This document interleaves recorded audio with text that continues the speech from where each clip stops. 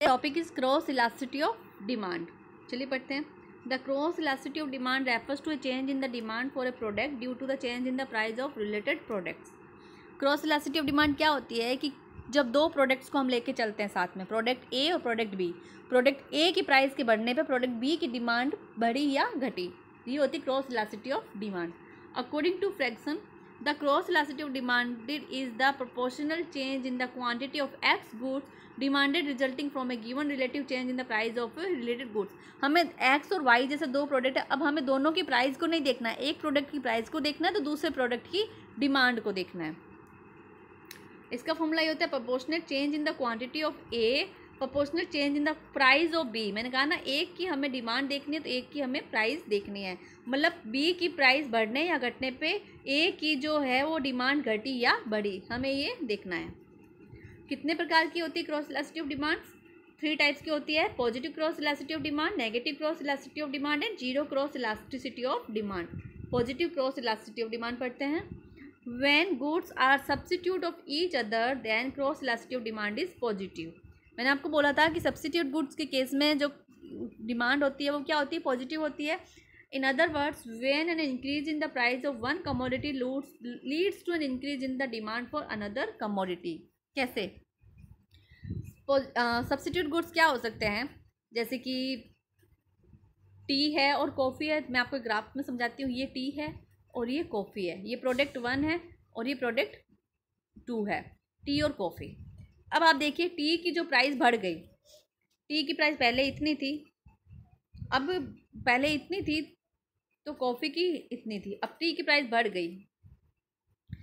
T की price बढ़ने पे कॉफ़ी की भी तो डिमांड बढ़ जाएगी, ये भी तो इतनी हो जाएगी, यहाँ से यहाँ आ जाएगी। ये टी की प्राइस यहाँ से यहाँ आई तो कॉफ़ी की प्राइस भी तो यहाँ से यहाँ, डिमांड यहाँ से आ जाएगी। टी की हमें देखनी है प्राइस, कॉफ़ी की हमने देखनी है क्वांटिटी, मतलब डिमांड।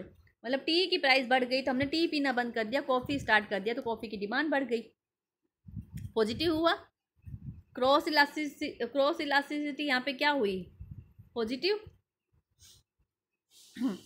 और सब्सिट्यूट गुड्स के एग्जांपल्स और ले सकते हैं, जैसे कि पेप्सी है, कोक है, या तो पेप्सी पी लो या कोक पी लो, दोनों ही ड्रिंक है, सॉफ्ट ड्रिंक्स है। पेप्सी की प्राइस बढ़ेगी तो आप कोक की डिमांड बढ़ा दोगे, मतलब बढ़ तो रहा है, पेप्सी की प्राइस बढ़ रही है, कोक की डिमांड बढ़ रही है। जैसे कि डोमिनो का पिज्जा है और पिज्जा हट का पिज्जा है। ठीक है, ये थे positive cross elasticity of demand. फिर आता है negative cross elasticity of demand. In case of complementary goods, cross elasticity of demand is negative. A proportionate increase in price of one commodity leads to a proportionate fall in the demand of another commodity because both are demanded jointly। जब goods का बात थी तो वहाँ पे क्या था? Demand positive थी। अब यहाँ पे बात आती कॉम्प्लीमेंट्री गुड्स की तो वहाँ पे क्या होगा? नेगेटिव होएगी। कैसे? कॉम्प्लीमेंट्री गुड्स, जैसे कि अब यहाँ पे मैं ग्राफ से समझाती हूँ। ये है कार, ये है पेट्रोल। कार की प्राइस बढ़ी, कार यहाँ पे थी, कार जब कार की प्राइस ये थी तो पेट्रोल की ये थी। अब जब कार बढ़ गई, कार की प्राइस बढ़ गई तो पेट्रोल की कीमतें भी कम हो गई, कीमत क्या हो गई? कम हो गई। समझ आया? या फिर आप समझो पेट्रोल की कीमत कम हुई तो कार की प्राइस बढ़ गई। मतलब एक की हमको प्राइस देखनी है और एक को हमको क्वांटिटी देखनी है। अगर पेट्रोल की कीमत यहाँ है तो कार की डिमांड यहाँ है, और अगर पेट्रोल की कीमत बढ़ गई, प्राइस बढ़ गई, पेट्रोल बढ़ गया तो पेट्रोल बढ़ने से कार की डिमांड भी तो कम हो जाएगी।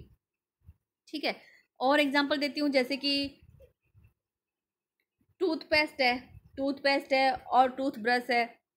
बिना पेस्ट के ब्रश नहीं, बिना ब्रश के पेस्ट नहीं। अगर ठीक है, और डीवीडी प्लेयर है तो डीवीडी प्लेयर कब यूज होगा? जब डीवीडी होगी। और ब्रेड है, बटर है, ये सब क्या है? ये सब है कॉम्प्लीमेंट्री गुड्स, जिनकी डिमांड हम जॉइंटली करते हैं, जॉइंट करते हैं, मतलब दोनों की हमें कंज्यूम करना है तो साथ में ही कंज्यूम करना है। कार के बिना, पेट्रोल के बिना कार नहीं चल सकती, तो पेट्रोल बढ़ जाएगी ना तो कार की डिमांड कम हो जाएगी। ठीक है, ये नेगेटिव रिलेशन था, तो negative cross elasticity of demand था। अब आता है zero cross elasticity of demand.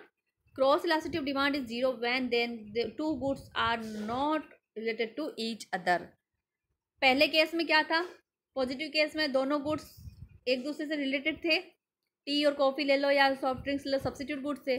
Second case में भी दोनों गुड्स क्या थे? एक दूसरे से रिलेटेड थे, जॉइंट यूज कर रहे थे हम। ठीक है, कार और पेट्रोल।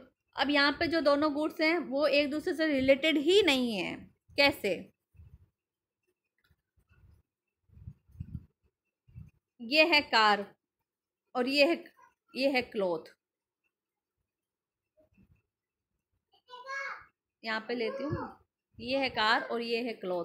अब बताओ कार का क्लॉथ से क्या मतलब? कार की प्राइस बढ़ने से क्लॉथ की क्वांटिटी बढ़ जाएगी क्या? नहीं ना, रिलेटेड नहीं ना एक दूसरे से।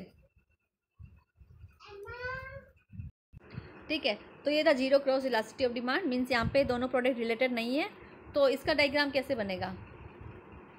इसका डायग्राम बनेगा ऐसे,